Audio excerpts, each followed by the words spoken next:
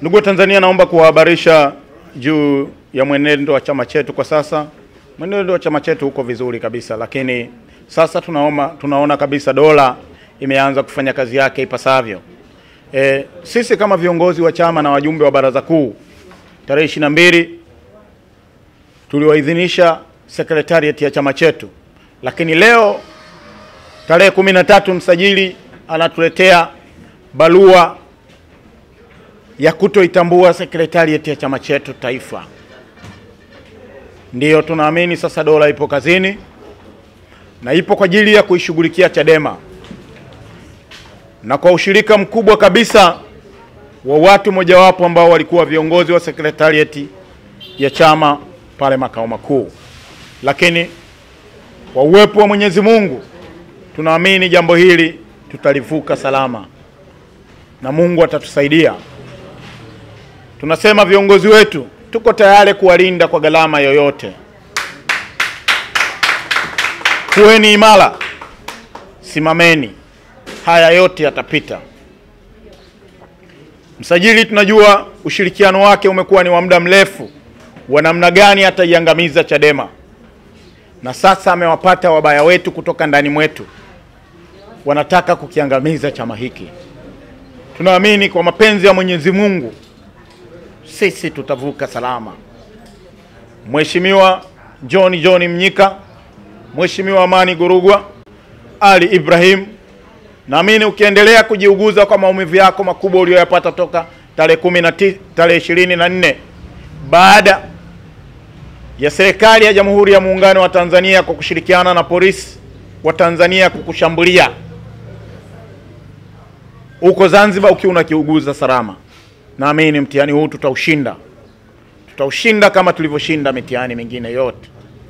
Lakini tuwaambie wale wenzetu ambao wamekuwa ndani ya Chadema, Chadema imewalea, Chadema imewatunza, wamepata umaarufu kwa sababu ya chama hiki. Leo wametugeuzia mishare. Tunasema tutaishinda hii vita. Tutaishinda bila hofu, tutaishinda bila wasiwasi. Msajili umeingia moja kwa moja kwenye vikao vyetu vya ndani. Siku ya uchaguzi mkuu tarehe 21 ulikuwepo, tarehe 22 ulikuwepo, na ulishuhudia zoezi likitendeka. Kwa leo baada ya miezi minne ugeuke kusema kwamba sekretari yetu sio halali, na hali ulikuwepo mpaka inathibitishwa mbele ya mwenyekiti wetu wa taifa Mheshimiwa Tundu Antipas Lissu, na leo mmemweka jela, lakini mnaamini chama hiki kitateteleka. Tuwaambie Watanzania wanatuunga mkono, wananchi wanatuunga mkono, tutavuka tu,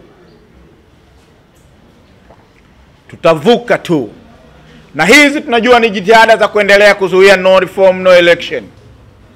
Tunasema bila mabadiliko uchaguzi hautakuwepo. Bila mabadiliko uchaguzi hautakuwepo. Endeleeni kupambana na Watanzania, lakini tunaelekea mwisho, tunakwenda kushinda. Kwa hiyo secretariat tunawaamini jambo hili litaisha. Litaisha. Tuko tayari muda wote na saa yoyote mkituhitaji.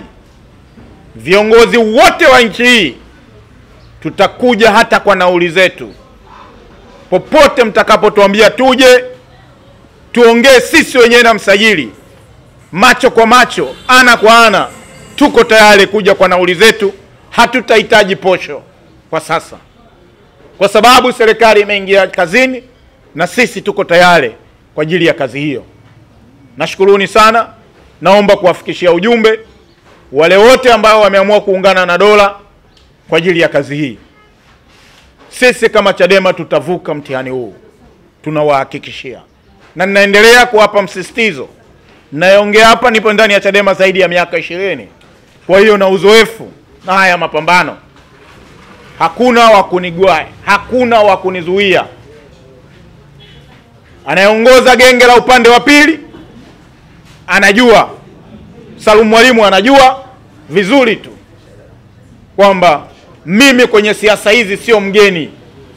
Toka yeye akiwa Channel 10 sisi tunapambana huku kwenye mapambano haya mpaka yeye tulipomsogeza hapa. Tuko tayari, tutaendelea. Watanzania, aluta continua.